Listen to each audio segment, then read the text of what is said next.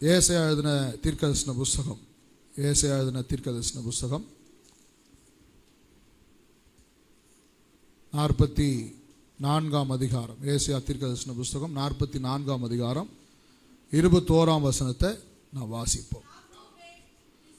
யாக்கோபே, இஸ்ரவேலே, இவைகளை நினை, நீ என் தாசன், நான் உன்னை உருவாக்கினேன். நீ என் தாசன், இஸ்ரவேலே, நீ என்னால் மறக்கப்படுவதில்லை. ஹல்லேலூயா.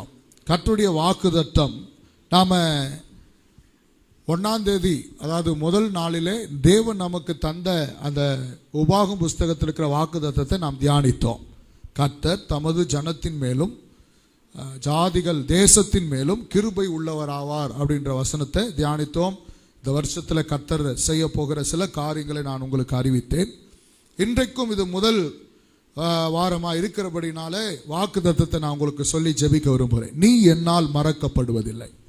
ஒருவேளை இந்த உலகத்தில் நம்மை நேசித்தவர்கள், நமக்காக உத்தரவாதம் பண்ணினவர்கள், நான் உன்னோடு கூட கடைசி வரைக்கும் இருப்பேன் என்று சொன்னவர்கள், அல்லது மரணமே வந்தாலும் நம்மை பிரிக்க முடியாது என்று சொன்னவர்கள், நம்மை அதிகமாய் நேசித்தவர்கள், இவர்கள் எல்லாரும் ஒரு நாள் நம்மை மறக்கலாம். ஒருவேளை யாரும் என்னை ஏமாத்தலைனாலும், சொந்த கணவனாக இருந்தாலும் அல்லது சொந்த மனைவியாக இருந்தாலும், பிள்ளைகளாக இருந்தாலும், பெற்றோர்களாக இருந்தாலும், மரணம் என்று ஒன்று வரும்போது அவர்களை நம்மளை விட்டுட்டு போயிடுவாங்க. ஸோ எல்லாமே மனுஷிகம் என்பது அப்படிதான். எப்படி இருந்தாலும் ஒரு நாள் நாம் நேசிக்கிறவர்கள் நம்மை விட்டு விலகுவார்கள், நம்மை மறப்பார்கள், நம்மை விட்டு போய் தான் ஆகணும். ஆனால் ஆண்டவர் ஒருவர் தான், கர்த்தர் ஒருவர் தான், நீ என்னால் மறக்கப்படுவதில்லை என்று ஆண்டவர் சதா காலமும் நம்மோடு கூட இருக்கிறவர். ஹல்லேலூயா. மரணத்தின் கடைசி, அந்த ஒரு மரணத்தின் கடைசி செகண்ட் வரைக்கும் நம்ம கூட இருக்கிறார். உதாரணத்துக்கு சிலுவையில் 2 கல்லர்களை அறைந்தார்கள்.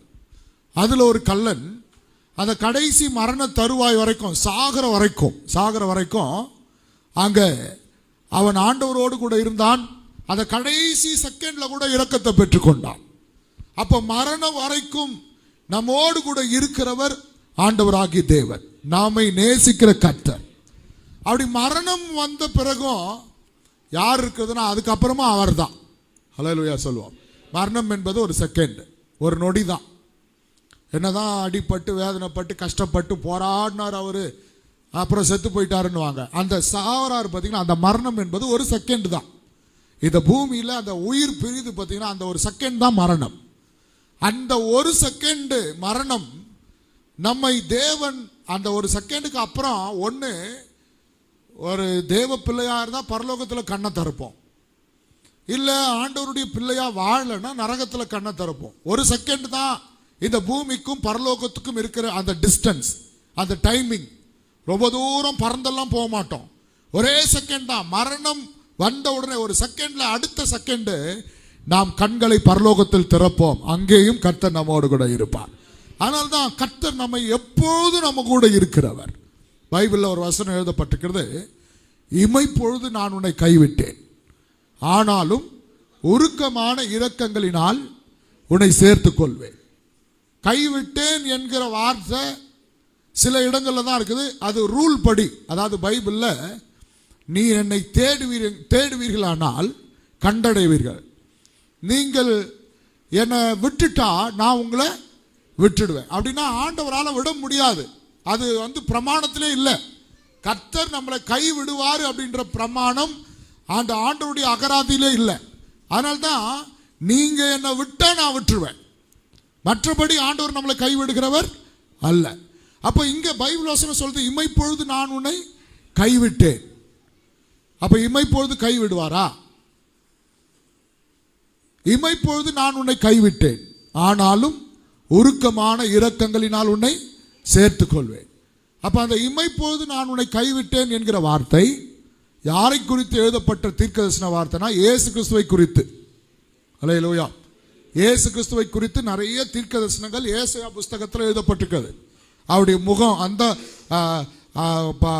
ரொம்ப கொடூரமாக இருந்தது, அவருடைய தாடி மயிரை பிடித்து இழுத்தார்கள், இப்படிலாம் நிறைய தீர்க்கதரிசன வசனம்லாம் ஏசாயாவில் இருக்குது இல்லையா? இதுல ஒண்ணு கவனிங்க, இமைப்பொழுது உன்னை கைவிட்டேன். அப்ப அந்த இமைப்பொழுது யாரை கைவிட்டார்னா இயேசு கிறிஸ்துவை தான் கைவிட்டார் சிலுவையில்.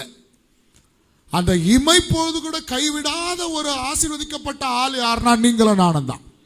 அல்லேலூயா. இயேசுவையே ஆண்டவர் இமைப்பொழுது கைவிட்டார். ஆனா உங்களையும் என்னையும் இமைப்பொழுது கூட கைவிடவில்லை. கர்த்தர் நம்மை ஒவ்வொரு நாளும் காத்து வந்தார். அதனால்தான் ஆண்டவர் இந்த வருஷத்தின் துவக்கத்திலே கர்த்தர் நம்மோடு கூட பேசுகிறார். நீங்கள் என்னால் மறக்கப்படுவதில்லை. நீங்க எந்த சூழ்நிலை இருந்தாலும் கர்த்தர் மறக்க மாட்டார். நீங்கள் கைவிடப்பட்டிருக்கலாம், கண்ணீரோடு இருக்கலாம், வியாதியோடு இருக்கலாம், பலவீனத்தோடு இருக்கலாம்.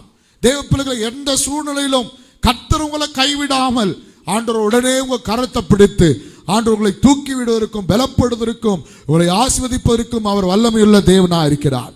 ஆனால் தான் ஆண்டவர் இந்த வருஷத்தின் முதல் வாரத்திலேயே வாக்கு பண்ணுகிறார், நீ என்னால் மறக்கப்படுவதில்லை. கர்த்தர் ஒரு நாள் நம்மளை மறக்க மாட்டார். ஆமென். மறவாத கர்த்தர் நம்மோடு கூட இருக்கிறார். நம்மை விசாரிக்கிற கர்த்தர் நம்மோடு கூட இருக்கிறார். நான் உன்னை விட்டு விலகுவதும் இல்லை, உன்னை கைவிடுவதும் இல்லை என்று சொன்ன கர்த்தர் நம்மோடு கூட இருக்கிறார். ஹல்லேலூயா. சரி, 4 காரியங்களை ரொம்ப சுருக்கமா உங்களுக்கு சொல்றேன். எந்தெந்த நேரத்திலெல்லாம் கர்த்தர் நம்மளை மறக்காமல் நடத்துகிறார். நீ என்னால் மறக்கப்படுவதில்லைன்னு சொன்னார் இல்லையா? ஸோ போன வருஷத்துலையும் இருக்கட்டும், வருகிற வருஷத்துல இப்பவும் இருக்கட்டும், இதுவரைக்கும் கர்த்தர் எந்தெந்த விஷயத்துல நம்மளை எப்பெல்லாம் மறக்காம நடத்தினார்னு உங்களுக்கு காமிக்கிறேன். 1, நீங்க லூக்கா சுவிசேஷம் 10ஆம் அதிகாரம் 30ஆம் வசனத்தை எடுத்துக்கொள்ளுங்க. லூக்கா சுவிசேஷம் 10ஆம் அதிகாரம் 30ஆம் வசனம். இயேசு பிரதியுத்தரமாக, ஒரு மனுஷன் எருசலேமில் இருந்து எரிகோவுக்கு போகையில் கள்ளர் கையில் அகப்பட்டான். அவர்கள் அவன் வஸ்திரத்தை உரிந்து கொண்டு குற்றுயிராய் காயப்படுத்தி குற்றுயிராய் விட்டு போனார்கள். அப்பொழுது தற்செயலாய் ஒரு ஆசாரியன் வந்தான். நல்லா கவனிங்க, இந்த இடத்துல ஒரு மனுஷன் எருசலேமில் இருந்து எரிகோவுக்கு போறான். நம்ம எல்லாருக்கும் தெரியும், எருசலேம் என்றால் தேவனுடைய நகரம், எருசலேம் என்றால் தேவனுடைய ஆலயம், தேவனுடைய நகரம், தேவனுடைய ஆலயம். எருசலேம் என்றால் தேவன் வாசம் பண்ணுகிற இடம், எருசலேம் என்றால் தேவன் பிரியப்படுகிற இடம், எருசலேம் என்றால் தேவன் தம்முடைய ஜனத்தை சந்திக்கிற இடம், எருசலேம் என்றால் தேவனுடைய சமாதானம் நிறைந்த இடம். அப்போ எருசலேம் என்பது டோட்டலி கர்த்தரோடு இருக்கிற ஒரு அனுபவம், கர்த்தரோடு இருக்கிற ஒரு எக்ஸ்பீரியன்ஸ். ஆனா இவன் எங்கிருந்து எங்க போனானா, எருசலேமில் இருந்து எரிகோவுக்கு போனானா. எரிகோ என்பது பாவம் நிறைந்த இடம், பாவத்தை கட்டுப்பாடு இல்லாம, பாவத்துக்கு கட்டுக்கடங்காம பாவம் செய்கிற இடம், தங்கள் இஷ்டம் போல வாழ்கிற இடம், விக்கிரக ஆராதனை நிறைந்த இடம், தேவ பயம் இல்லாத இடம். அப்ப இவன் எங்கிருந்து எங்க போனா, எருசலேமை விட்டு, தேவனை விட்டு, தேவன் விருப்பப்படாத இடத்துக்கு போனான். அப்போ வழியில யார் கையில மாட்டினானா? முதல்ல கள்ளர் கையில் அகப்பட்டான். கள்ளர் கையில் அகப்பட்ட உடனே அவன் வஸ்திரத்தெல்லாம் உரிந்து கொண்டு அவனை அடிச்சு குற்றுயிரா ரத்தம் சொட்ட சொட்ட அவனை கை விட்டுட்டு போயிட்டாங்க. இப்ப அவன் அழறான், கத்துறான், யாராச்சும் எனக்கு உதவி செய்யுங்க, யாராச்சும் எனக்கு ஹெல்ப் பண்ணுங்க, எனக்கு கொஞ்சம் தண்ணி கொடுங்க, எனக்கு ஏதாவது வஸ்திரத்தை கொடுங்க, நான் வஸ்திரம் போட்டு எங்கேயாச்சும் போய் தப்பித்து கொள்ளவாது எனக்கு உதவி செய்யுங்க, நான் காயப்பட்டிருக்கிறேன், என்னால் எழுந்திருக்க முடியல, எனக்கு உதவி செய்யுங்கன்னு சொல்லி கத்துறான். அப்ப யார் வர்றது அந்த பக்கம்? ஃபர்ஸ்ட் யார் வர்றதுன்னா, தற்செயலாய் ஒரு ஆசாரியன். ஆசாரியனுக்கு எங்க வேலை? ஆலயத்தில் வேலை. ஆலயம் எங்க இருக்குது? எருசலேமில் இருக்குது. அப்ப ஆசாரியன் எங்க போயின்னு இருக்கிறான்? எருசலேமுக்கு போயின்னு இருக்கிறான். அடிப்பட்டவன் எங்க இருந்து வந்திருக்கிறான்? எருசலேம்ல வந்திருக்கிறான். அப்ப ஆல்ரெடி இவனும் அவனும் மீட் பண்ணவங்க தான். Praise the lord. ஹல்லேலூயா. இவனும் அவனும் மீட் பண்ணவங்க தான். ஆல்ரெடி இவனும் அவனும் பார்த்து கொண்டவர்கள் தான், அறிமுகமானவர்கள் தான். இவன் போய் ஒருவேளை எருசலேம்ல இருக்கும்போது பலியிட போயிருந்திருப்பான். ஆசாரியன் பார்த்திருப்பாரு. குற்ற நிவாரண பலி, இந்த பலி, அந்த பலி இடும்போது இந்த ஆசாரியன் பார்த்திருப்பாரு. இந்த ஆசாரியனுக்கு அறிமுகமானவன் தான் இங்க அடிபட்டு கிடக்கிறவன். ஆனால் ஆசாரியன் பக்கமாய் விலகி போனான். ஹல்லேலூயா. இதான் முதல் ஆண்டவர் சொல்றாரு. நாம் சில நேரத்தில் ஆண்டவரை விட்டு விலகும் போது நம்மளை பார்த்து சொல்லுவாங்களாம். இந்த ஆசாரியன் சொல்லியிருப்பான். என்ன சொல்லியிருப்பான்? எருசலேமை விட்டு நீ என்னத்துக்கு வந்த இந்த பக்கம்? ஹல்லேலூயா.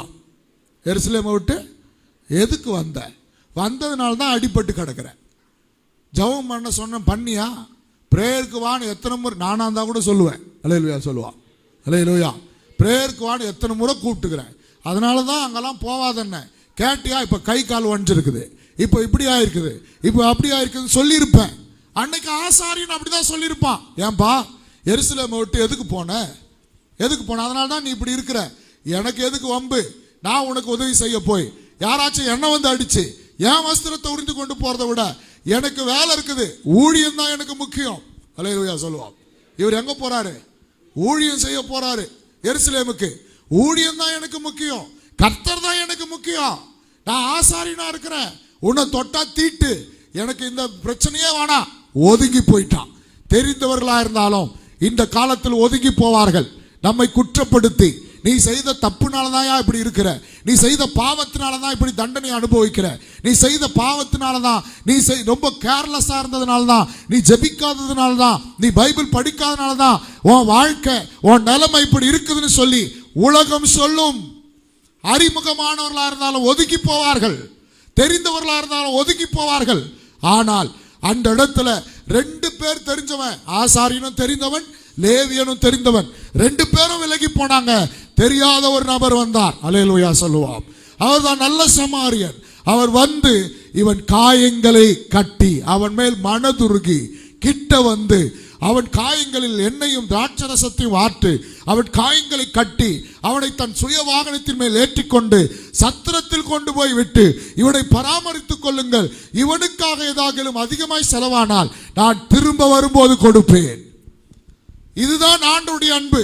ஆண்டவர் அதனால தான் சொல்றாரு, உனக்கு அறிமுகமானவர்கள் உன்னை மறந்திருக்கலாம், உன் கணவன் உன்னை மறந்திருக்கலாம், உன் மனைவி உன்னை மறந்திருக்கலாம், உன் பிள்ளைகள் உன்னை மறந்திருக்கலாம், உனக்கு உதவி செய்வேன் என்று சொன்னவர்கள் மறந்திருக்கலாம், உனக்கு உபதேசம் பண்ணவர்கள் மறந்திருக்கலாம், நீ செய்த தவறுனால் இப்படி இருக்கிறேன் என்று சொல்லி இருக்கிறாய் என்று சொல்லி உன்னை அவமானப்படுத்தியிருக்கலாம், உன்னை அசிங்கப்படுத்தியிருக்கலாம். ஆனால் இந்த கர்த்தரோ வாக்கு பண்ணுகிறார், நீ என்னால் மறக்கப்படுவதில்லை. ஹல்லேலூயா. யார் உன்னை விட்டு பக்கமாய் விலகி போனாலும், யார் உன்னை விட்டு தூரமாய் போனாலும், இந்த உலக உறவுகள் எல்லாம் உன்னை விட்டு தூரமாய் போனாலும், உன்னை குற்றப்படுத்தி நீ செய்த தவறுகளை, நீங்கள் செய்த பாவங்களை சொல்லி காண்பித்து உங்களை விட்டு தூர போயிருக்கலாம்.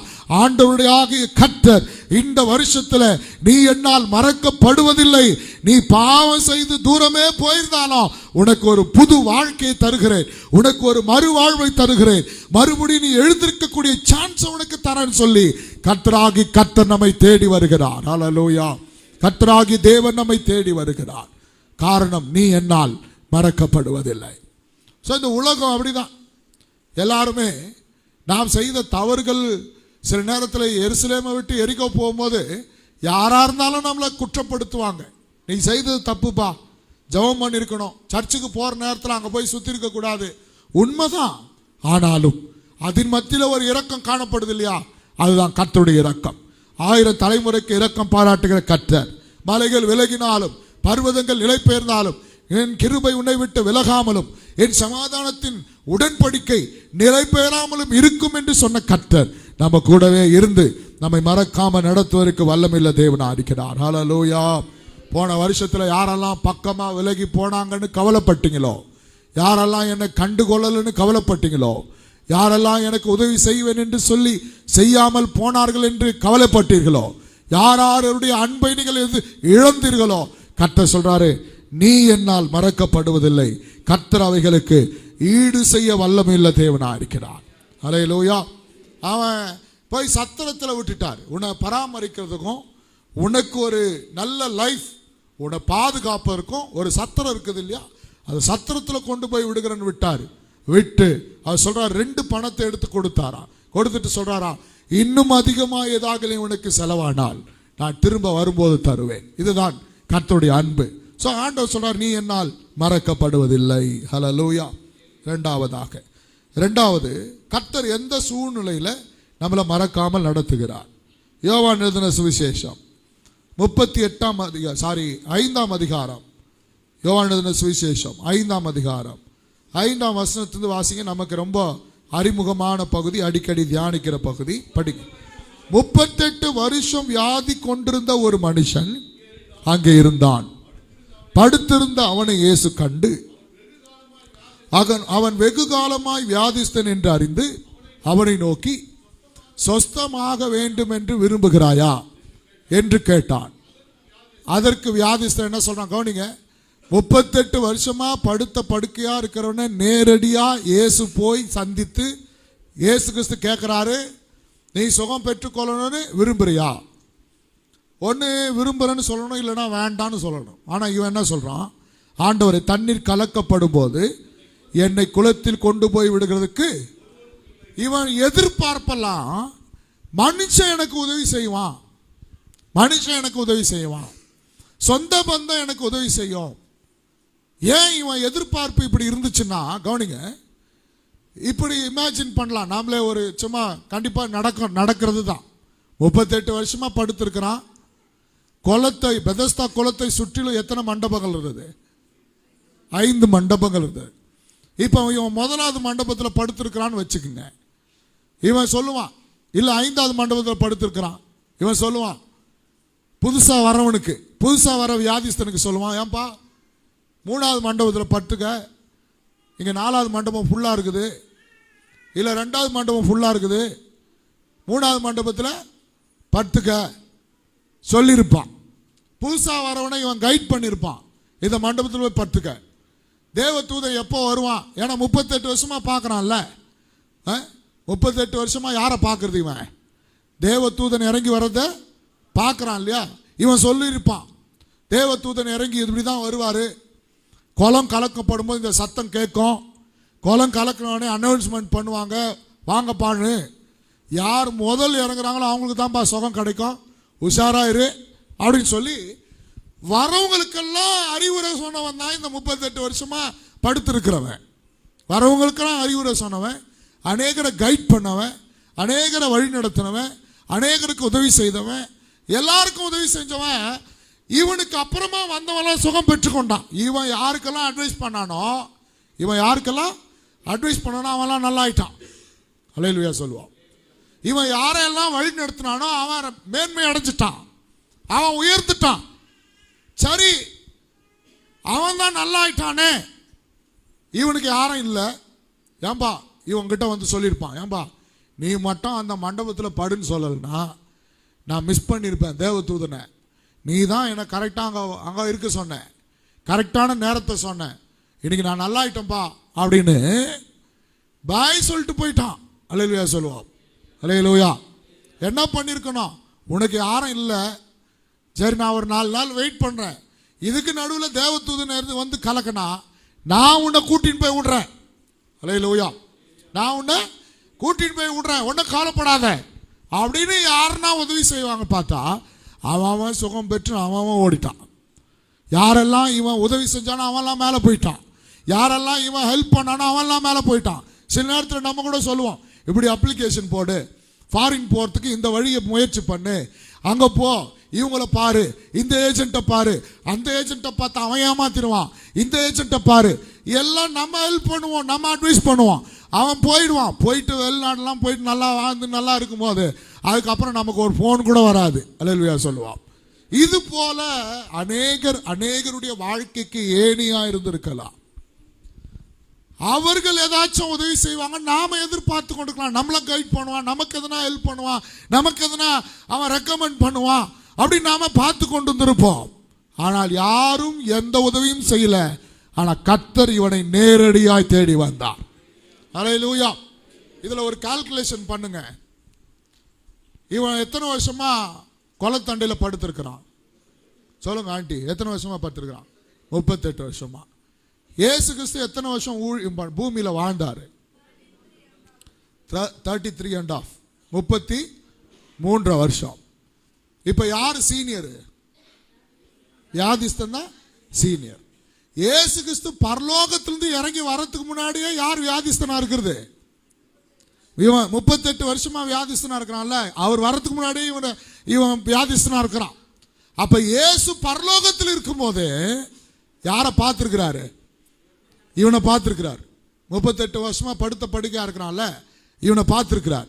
ஏன்னா தேவதூதனெல்லாம் அனுப்புறாரு அப்படின்னா, தேவதூதனுக்கு வந்து குளத்தை கலக்கும் போது யாரு சுகமாகறாங்க யாரு சுகமாகல எல்லாம் அவர் மேல இருந்து பார்த்துட்டு தான் இருந்திருப்பார். அதனாலதான் இயேசு பூமிக்கு வந்த உடனே, அவர் தன் ஊழியத்தை தொடங்கின உடனே, அவர் அநேக அற்புதங்கள் ஒவ்வொன்றா செய்து கொண்டு வரும்போது நேரா இவனை போய் சந்தித்தார். இவனை பத்தி யாருன்னா சொன்னாங்களா? இப்படிப்பட்ட ஒரு ஆள் அங்க இருக்கிறான் சார், இயேசுவே இப்படிப்பட்ட ஒரு ஆள் இருக்கிறான், 38 வருஷமா இருக்கிறான், நிறைய பேருக்கு ஹெல்ப் பண்ணியிருக்கிறான், ஆனா அவனுக்கு யாரும் ஹெல்ப் பண்ண இல்லை. யாராச்சும் ரெக்கமெண்ட் பண்ணாங்களா? இல்லை. கைவிடப்பட்டிருக்கிறான். அப்ப நேரா இவனை போய் சந்தித்ததற்கு காரணம் என்னன்னா, பரலோகத்தில் இருக்கும் போதே இவனை நினைத்து விட்டார். நான் பூமிக்கு போனால் இவனை சந்திப்பேன். அல்லேலூயா சொல்லுவோம். அல்லேலூயா. நான் பூமிக்கு போனால் இவனை சுகமாக்குவேன். ஒருவேளை அந்த குளம் அன்னைக்கு பிரமாணம், குளத்துல இறங்கினாதான் சுகம் இருந்துச்சு, இவனால போய் இறங்க முடியல. அதனால்தான் கர்த்தர் நேரடியாக இவனை தேடி வந்தார். அதனாலதான் வேதம் சொல்கிறது, நீ என்னால் மறக்கப்படுவதில்லை. அல்லேலூயா. எவ்வளவு அற்புதமான, எவ்வளவு அன்பான தேவன் பாருங்க. பரலோகத்தில் இருக்கும் போதே இந்த மனுஷனை குறித்து ஒரு திட்டம் இருந்தது. பரலோகத்தில் இருக்கும் போதே இவனை நான் போய் சந்திப்பேன், இவனை சுகமாக்குவேன் என்று கர்த்தருடைய பிளான் இருந்தது. ஆண்டவர் இறங்கி வந்தார், அவனை நேரடியாய் சந்தித்தார். காரணம், ஒருவரையும் கர்த்தர் மறப்பதில்லை. அதுவும் இவன் வேற எங்கன்னா போயிருக்கலாங்க, வேற எங்கன்னா போயிருக்கலாம். தேவ தூதன் இறங்கி கலக்கிற குளத்தண்டையில படுத்திருக்கிறான். தேவனையும் தேவ தூதனையும் நம்பியிருந்தான். அன்னைக்கு யாரும் இயேசுவை நேரடியா பார்க்கல, இவனும் பார்க்கல, யாருமே பார்க்கல. கர்த்தரை நேரடியா யாரும் பார்க்கல. கர்த்தரத்திலிருந்து அற்புதம் பெற்றுக்கொள்ளலாம் ஏதாச்சும் இது போல வழிகள் தான். தேவ தூதன் இறங்கி கலக்கிற குளத்தண்டையில படுத்து கிடந்தான். தேவனே நேரடியா இறங்கி வந்து விட்டார். ஹல்லேலூயா. அப்ப தேவன் கர்த்தரால் நாம் மறக்கப்படுவதில்லை. எத்தனை வருடங்கள் நாம் எத்தனையோ பேருக்கு உதவி செய்து, நாம் எத்தனையோ பேருக்கு நன்மைகளை செய்தோம். ஆனால் அவர்கள் நம்மை மறந்திருக்கலாம். மறவாத கர்த்தர் நம்மை, நீ என்னால் மறக்கப்படுவதில்லை என்று சொன்ன கர்த்தர் இன்றைக்கு நம்மை தேடி வந்திருக்கிறார். ஆமென். Praise the lord. மூன்றாவதாக இன்னொரு மனிதனை சொல்றேன் உங்களுக்கு. சங்கீதங்களின் புஸ்தகம் 42ஆம் அதிகாரம் 9ஆம் வசனம். சங்கீதங்களின் புஸ்தகம், தண்ணி எட்டுன்னு வந்து வைங்கப்பா முன்னாடி. நான் என் கண்மலையாகிய தேவனை நோக்கி, என்ன கேட்கிறானா தாவீது? ஏன் என்னை மறந்தீர்? மறந்துட்டான் கர்த்தர். இவர் சொல்றாரு, ஆனா கர்த்தர் மறக்கல. ஏன் இந்த கேள்விய தாவீது கேட்கிறார் அப்படின்னா, அவ்வளவு உபத்திரவம். கவனிங்க, தாவீது 16 வயசு இருக்கும் போது தாவீதை, ஆடு மேய்த்து கொண்டிருந்த தாவீதை கர்த்தர் சாமுவேல் தீர்க்கதரிசி மூலமாய் அழைத்து அவனை ராஜாவாக அபிஷேகம் பண்ணிட்டார். கவனிங்க, ராஜாவாக அபிஷேகம் பண்ணிட்டார். யோசித்து பாருங்க, தாவீதுடைய உள்ளம் எப்படி இருந்திருக்கோன்னு. ஆடு மேய்ச்சிருந்த என்னை கூப்பிட்டு ராஜாவா அபிஷேகம் பண்ணியிருக்கிறாங்க, நான் ராஜாவாக போறேன், கர்த்தர் என்னை உயர்த்த போறாருன்னு உள்ளத்துல பெரிய ஆசை இருந்திருக்கும். ரெண்டாவது, தாவீது போய் யுத்தம் பண்ண போகும்போது, யுத்த காலத்தில் சும்மா போய் நிற்கும் போது ஒரு அனௌன்ஸ்மெண்ட் பண்றாங்க, விருத்த சேதனம் இல்லாத கோலியாத்தை யார் ஜெயிக்கிறார்களோ அவர்களுக்கு ராஜ மரியாதை செய்யப்படும், ராஜாவின் மகளை திருமணம் செய்து கொடுக்கப்படும் அப்படின்னு ஒரு அனௌன்ஸ்மெண்ட் பண்றாங்க. தாவீது இதை கேட்டு கோலியாத்தோடு யுத்தம் பண்ண அவனை ஜெயிச்சிறார். ஆனா தாவீதுக்கு செய்ய வேண்டிய காரியங்கள் செய்யப்படலை. அப்போ தாவீது நினைச்சிருப்பாரோ, நான் ராஜாவுடைய சிங்காசனத்தில் போய் உட்கார போறேன், ராஜா சொன்ன மாதிரியே இந்த கோலியாத்தை ஜெயிச்சிட்டேன், ராஜாவுடைய பொண்ணை எனக்கு கல்யாணம் பண்ணி கொடுத்துருவாரு, நான் ராஜாவாயிடுவேன்னு பார்த்தார். நடக்கல. அப்புறம் சவுல் அனௌன்ஸ்மெண்ட் பண்றாரு, தாவீதுக்கு ஒரு திருமணம் நடக்கணும், மீகால திருமணம் கொடுக்கணும்னா 100 விருத்த சேதனம் இல்லாத பெலிஸ்தருடைய நுனித்தோலை இவன் கொண்டு வரணும்னு 100 இல்ல 200க்கு மேல கொண்டு வந்தார். நினைச்சாரு அடுத்தது நான் தான் ராஜான்னு. தாவீது ஒன்னும் நடக்கல. இத்தனை அடையாளங்கள், இத்தனை வாக்குகள், இத்தனை வாக்குத்தத்தங்கள், இத்தனை பிராமிஸ் தாவீதுக்கு கொடுத்தும், தாவீதுக்கு இப்படி நடக்கும், அப்படி நடக்கும், இப்படி நடக்கும். ஜனங்கள்லாம் சொல்றாங்க சவுல் கொன்றது 1000, தாவீது கொண்டது 10000. எல்லாம் புகழறாங்க. தாவீதுக்கு கன்ஃபார்ம் ஆயிடுச்சு, நான் தான் ராஜா, கர்த்தர் என்னை உயர்த்திட்டாரு, கர்த்தர் என்ன சொல்லிட்டாங்க, ஜனங்களும் கன்ஃபார்ம் பண்ணிட்டாங்க. நடந்ததா? நடக்கல. அதுக்கப்புறம் தான் தாவீது வாழ்க்கையில உபத்திரவமே ஆரம்பிச்சது. வனாந்தரத்தில் துரத்தப்பட்டார். காடுகளிலும் மேடுகளிலும் மலைகளிலும் குகைகளிலும் ஓடி ஓடி ஓடி ஒளிந்து கிடக்கிறார். காரணம், சவுல் துரத்தி கொண்டே போறார். சவுல் தாவீதை கொல்ல வேண்டும், எப்படியாகிலும் கொலை செய்யணும்னு சொல்லி துரத்தி கொண்டே போறார். தாவீது தன் உயிருக்கு பயந்து அங்கே வனாந்தரத்தில் ஒளிந்து கிடக்கிறார். தாவீது சொல்றாரு, ராஜாவாய் அபிஷேகம் பண்ணப்பட்டு வாக்குத்தத்தம் பண்ணப்பட்டு தாவீது சொல்றாரு, நான் ஒரு நாய், செத்த நாய் என்றாரு தாவீது. நான் ஒரு தெள்ளு பூச்சி என்றாரு தாவீது. அந்த அளவுக்கு தாவீதுடைய வாழ்க்கையில நெருக்கம். ஒரு முறை தாவீது வனாந்தரத்தில் போய் பசியில ஒரு வேளை சாப்பாடு இல்லை தாவீதுக்கு. பசியில ஒரு வேளை சாப்பாட்டுக்கு வழி இல்லாம போய் அபியத்தார் என்கிற ஒரு ஆசாரியனை போய் பார்க்கிறார். எங்களுக்கு ஏதாச்சும் சாப்பிட கொடுங்க கேட்கிறாரு. அங்க ஆசாரியன் சொல்றான், இங்க சாப்பாடு எதுவும் இல்லப்பா, தேவ சமூகத்தின் அப்பந்தான் இருக்குது, அதை நான் உங்களுக்கு கொடுக்க முடியாது. தாவீது கெஞ்சுறாரு, அந்த தேவ சமூகத்தை அப்பமாவது கொடுப்பா, நாங்கெல்லாம் பரிசுத்தமா தான் இருக்கிறோம், எங்களுக்கு கூட பசியில் இருக்கிறோம் கெஞ்சுறாரு. நாபால் என்கிற ஒரு மனுஷன் தான். அந்த நாபாலுக்கு தாவீது பல நன்மைகளை செய்திருக்கிறார். அவங்க ஆடுகள் எல்லாம் தாவீது இந்த நாபாலுடைய ஆடுகள் எல்லாம் பாதுகாத்தார். அந்த ஆடுகளுக்கு பிரச்சனை வராதபடி பாதுகாத்தார். இப்ப போய் நாபால் கேட்கிறார் தாவீது, நான் பசியா இருக்கிறேன், ஒரு காலத்துல உன் ஆட்டெல்லாம் பார்த்து கொண்டேன், எனக்கு ஏதாச்சும் உதவி செய் அப்படின்னா அந்த நாபால் என்கிற மனுஷன் சொல்றான், தாவீது யாருன்னு எனக்கு தெரியாதுன்றான். இப்படி தாவீதுடைய வாழ்க்கையில அனாதையை போல அலைந்து கொண்டு திரிந்து கொண்டு கண்ணீரோடு வேதனையோடு துக்கத்தோடு உயிருக்கு போராடி கொண்டு தன்னை ஒழித்து ஒழித்து ஒழித்து ஓடிக்கொண்டிருந்தான். ஆனால் ராஜாவா அபிஷேகம் பண்ணப்பட்டுட்டார். ஆனால் தான் தாவீது கேட்கிறாரு, ஏன் என்னை மறந்தீர்? நான் வனாந்திரத்தில் ஆடு மேய்ச்சிருந்தேனே, என்னை கூப்பிட்டீங்க, கூப்பிட்டு சும்மா இருந்தவனை ராஜாவா அபிஷேகம் பண்ணீங்க, சும்மா இருந்த என்ன கோலியாத்தை ஜெயிக்க வச்சிங்க, சும்மா இருந்த என்ன ராஜாவின் பொண்ணை மீகால கல்யாணம் பண்ணி கொடுத்தீங்க, சும்மா இருந்த என்ன என் வாழ்க்கையில சேனாதிபதியாக தலைவனாக உயர்த்தினீங்க. ஆனா இன்னைக்கு வனாந்தரத்தில் ஒரு வேளை சாப்பாட்டுக்கு வழி இல்லாம அலைகிறேனே என்று தாவீது புலம்பும் போது ஆண்டவரை நோக்கி கேட்கிறார், ஏன் என்னை மறந்தீர்? சில நேரத்தில் நம்ம வாழ்க்கையில கூட இதுதான் நடக்கும். ஆண்டவர் வாக்கு பண்ணிடுவார், உன்னை வாளாக்காமல் தலையாக்குவேன், நீ கடன் வாங்காதிருப்பாய், அநேக ஜாதிகளுக்கு கடன் கொடுப்பாய், உனக்கு சௌக்கியமும் ஆரோக்கியம் வர பண்ணுவேன், அப்பதான் வியாதியே அதிகமாகும். அல்லேலூயா சொல்லுவான். அல்லேலூயா. உன்னை பெரிய ஜாதி ஆக்குவேன், அப்பதான் தலை குனிஞ்சு நடக்கிற அளவுக்கு பிரச்சனைகள் வரும். உன் பேரை பெருமைப்படுத்துவேன், அப்பதான் 4 பேர் நம்ம பேரை கெட்டு நிற்பான். எல்லாமே வாக்கு தத்தத்துக்கு ஆப்போசிட்டா நடக்கும். நாம என்ன நினைப்போம், கர்த்தர் நீ மறந்தாரோ, சரியா ஜெபம் பண்ணலையோ, வாக்கு தத்த அட்டை அங்க எடுத்துருக்க கூடாது இங்க எடுத்துருக்கணுமோ. அல்லேலூயா சொல்லுவோம். அல்லேலூயா. நமக்கு அந்த டவுட் எல்லாம் அப்பதான் வரும். ஏன்னா இவர் சரியில்லை அவர் சரியில்லை, அங்க எடுத்துருக்கூடாது இங்க எடுத்துருக்கூடாது, இவர்கிட்ட ஜெபம் பண்ணியிருக்கணும். சிலர் சொல்லுவாங்க, முதல் நியூ இயர் அதுவும் இவர்கிட்ட தான் போய் ஜெபம் பண்ணேன், அந்த வருஷமே சரியில்லை பாடுவான். அல்லேலூயா. மொத்தத்தை ஊழியக்காரன் மேலே போட்டுருவான். இன்னைக்கு நாம சில நேரத்தில் நம்முடைய வாழ்க்கையில் வருகிற போராட்டத்தின் நிமித்தம் கர்த்தர் என்னை மறந்தாரோ? அல்லேலூயா. மறக்கவில்லை. கர்த்தர் ராஜாவாக தாவீதை அபிஷேகம் பண்ணினார். சமஸ்த இஸ்ரவேலுக்கும் ராஜாவாக சிங்காசனத்தில் அமர வைத்தார். அல்லேலூயா. வாக்கு பண்ணின கர்த்தர் வாக்குத்தத்தத்தை நிறைவேற்றுவார், மறக்க மாட்டார். இன்னைக்கு நாம நினைக்கிற வாக்குத்தத்தம் மறந்துட்டாரோ, வாக்குத்தத்தம் நிறைவேறலையே, ஆண்டவர் சொன்ன வார்த்தை நிறைவேறலையே, மறக்கவே மாட்டார். வேதம் சொல்கிறது, நீ என்னால் மறக்கப்படுவதில்லை, வானமும் பூமியும் ஒழிந்து போனாலும் என் வார்த்தைகள் ஒழிந்து போவதில்லை, வார்த்தையின் ஒரு உறுப்புகள் கூட ஒழிந்து போவதில்லை. அவர் வாயினால் சொன்னதை, வார்த்தையினால் சொன்னதை தம்முடைய கரங்களினால் நிறைவேற்றுவார். கர்த்தர் ஒரு நாளும் சொல்லி செய்யாம இருக்க மாட்டார். தாமதமாகுதுன்னு நினைக்கலாம், அப்படியே நமக்கு பிரச்சனைகள் எல்லாம் எதிர்மாறா இருக்குதுன்னு நினைக்கலாம்.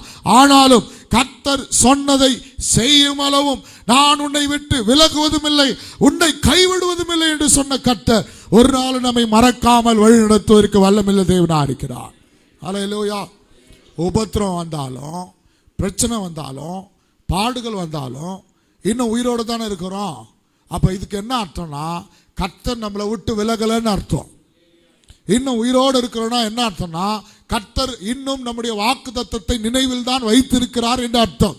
நிச்சயம் நிறைவேற்றுவார். காலங்கள் மாறலாம், சூழ்நிலைகள் மாறலாம். தேவ பிள்ளைகளே, ஒருவேளை நமக்கு எதிரே இருக்கிற சில காரியங்கள் நமக்கு எதிராகவே இருக்கலாம். ஆனால் ஒரு நாளும் மாறாதவர், வாக்கு பண்ணின கர்த்தர் வார்த்தையை நிறைவேற்றுவதற்கு வல்லமையுள்ள தேவனாக இருக்கிறார். பிரைஸ் தி லார்ட், ஹல்லேலூயா. நாலாவதாக ஒரு மனுஷனை சொல்லி முடிக்கிறேன். கர்த்தர் இவனை மறந்தாரோ? இல்லை. யோசேப்புக்கு கர்த்தர் தரிசனம் கொடுத்தார். என்ன தரிசனம் கொடுத்தார்?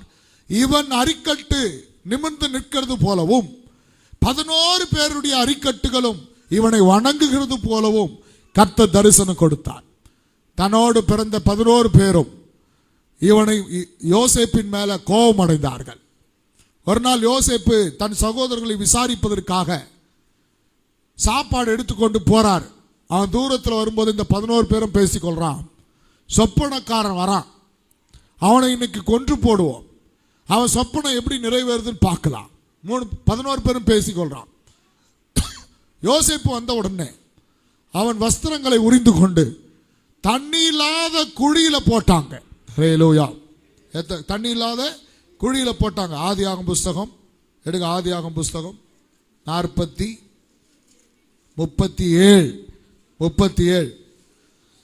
அவனை எடுத்து 23, 24. யோசேப்பு தன் சகோதரிடத்தில் சேர்ந்த போது யோசேப்பு உடுத்திருந்த பல வர்ண அங்கியை அவர்கள் கழற்றி அவனை எடுத்து அந்த குழியிலே போட்டார்கள்.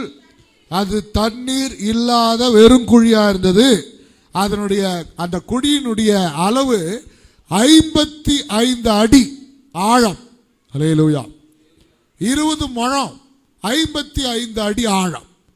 55 அடி ஆழத்தில் தண்ணி கிடையாது, வெறும் குழி. வெறும் குழி. அந்த வெறும் குழிக்குள்ளான தூக்கி போட்டாங்க. தூக்கி போடும் போதே அடிப்பட்டு கொதப்பட்டு தான் கீழே விழுந்திருப்பான்.